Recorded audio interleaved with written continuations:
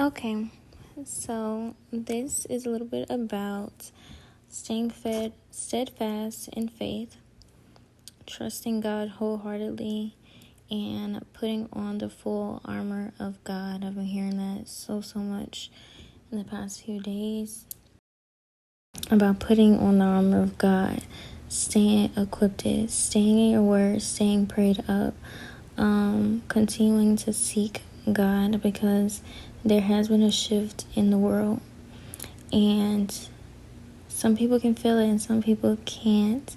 And the people that can't, we need to get to those people and to express the sense of urgency and express how important it is to seek God during these times and to essentially pick a side, because we are getting in the last days. Things are happening. Things are being revealed. Things are not being hidden in the way that they used to in the past. They are becoming more vocal and more out in the open with their agendas, and they're not ashamed of it at all.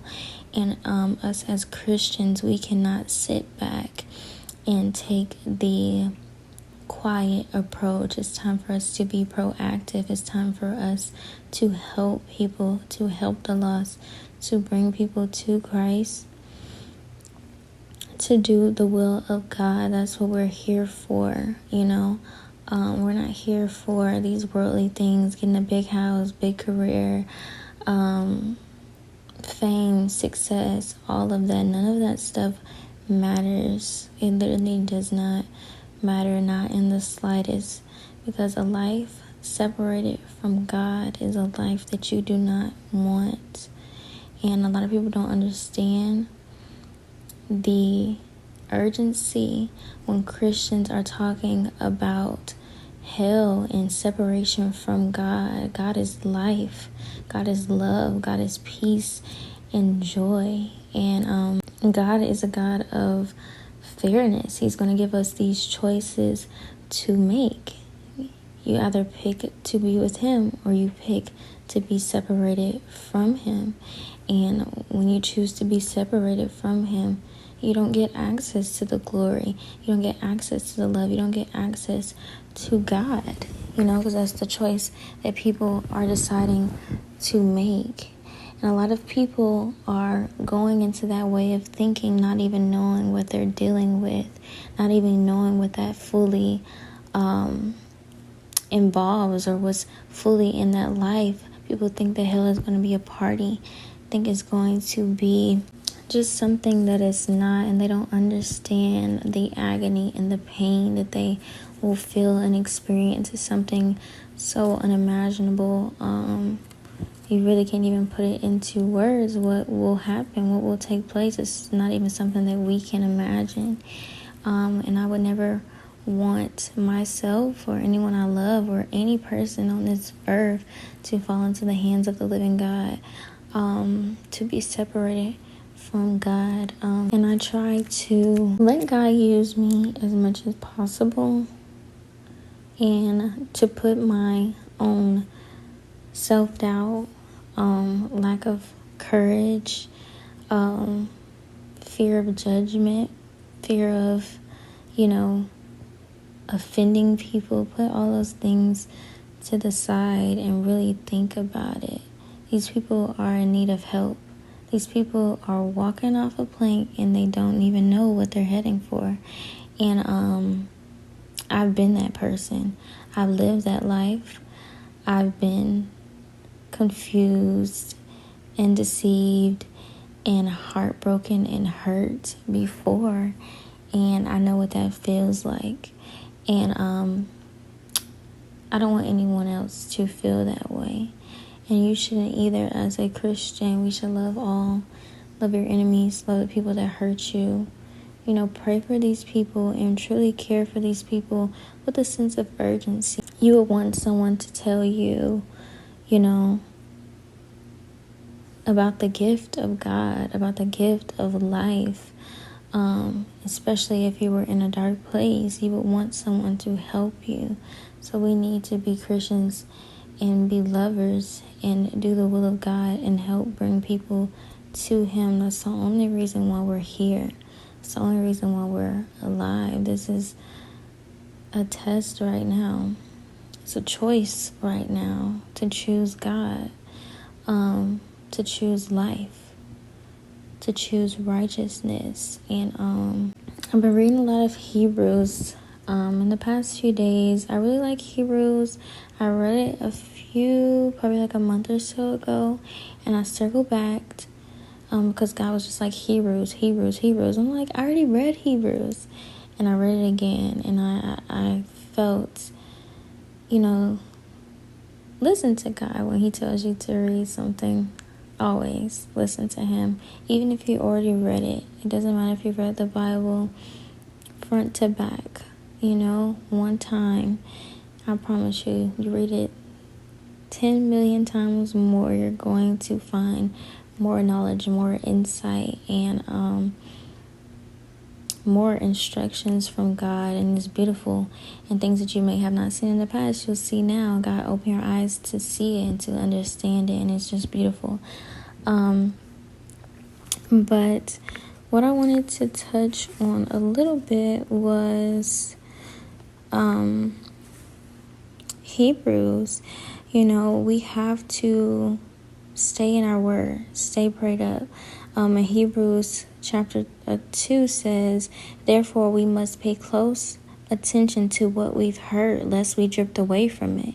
We have to stay in our word. This world is so demonic, it's so evil. The devil is trying to lure any and everybody that he can, because he know his time is almost up. He's trying to get anybody that he can. He's trying to work on the Christians. Spiritual warfare is at an all-time high right now. People are going through a lot, being tested. And, he's just trying to do his deceiving, and he's trying to bring as many people down. And it's our job and our duty to save people, to stay in our word, to help those who are lost, Hebrews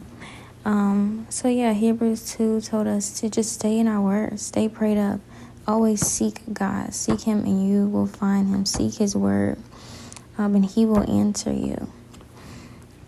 God has so many ways of revealing things to us, whether it's a person, reading, a TikTok, a page, a dream, a vision, whatever. God is going to find a way to reach you. So sometimes we can not think that God hears us or isn't responding to us. Always trust in God and realize He does everything on perfect timing. We cannot rush God. We cannot rush His will. We cannot rush Him to answer us, because once He answers us, I promise that it will be right on time. Right on time. And in those moments where we feel that He may be quiet, read your word. Seek Him. Pray to Him. Stay faithful. And sometimes it gets hard. Because today I wasn't having the best day. And, kind of wanted to shut down. When I don't have great days, sometimes I like to just sleep. And it's like, this is not the time to be sleeping. People need your help. Some people in this world have not even heard God's name, haven't even heard the promises and the sacrifice of Jesus Christ.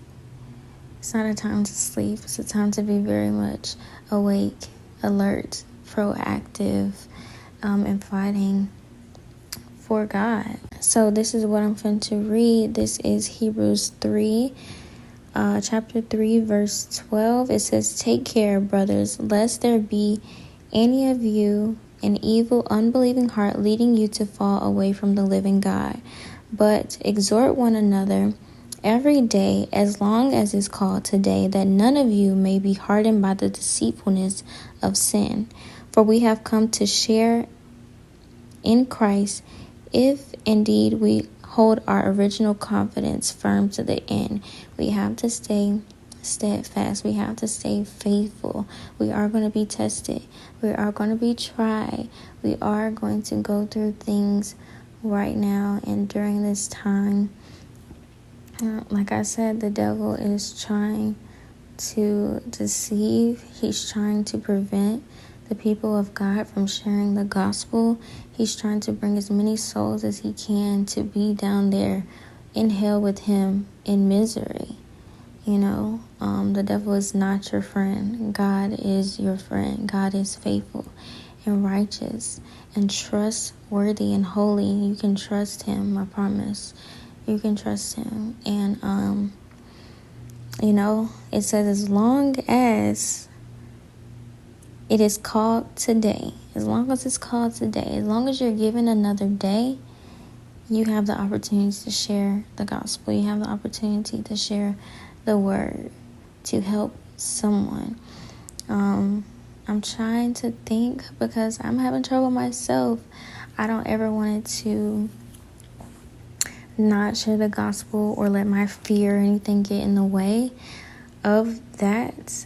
And I always want to try to do something. And I'm just thinking of ways how I could help people, how I could spread the gospel. I admire street preachers. I even thought about it, like, could I do that? But honestly, I'm really not sure. And for other people, you may not be sure of that either. That takes a special person that God made. And if it's in God's will for you to do that, by all means, make it happen. God will help you. God will assist you. But even if it means writing down on a slip of paper and writing something about the gospel, sharing God's word and taping it on your neighbor's door, or talking to a coworker, whatever you can do to share the gospel, please do it. It's so important. It's so very important, especially during this time. We don't know when God's return is coming. We don't know how soon it will be, but I definitely believe that things are changing. Things are changing. Things are changing fast. And there are people out there that need God. We all need God. We've all been lost at one point or another. God helped us.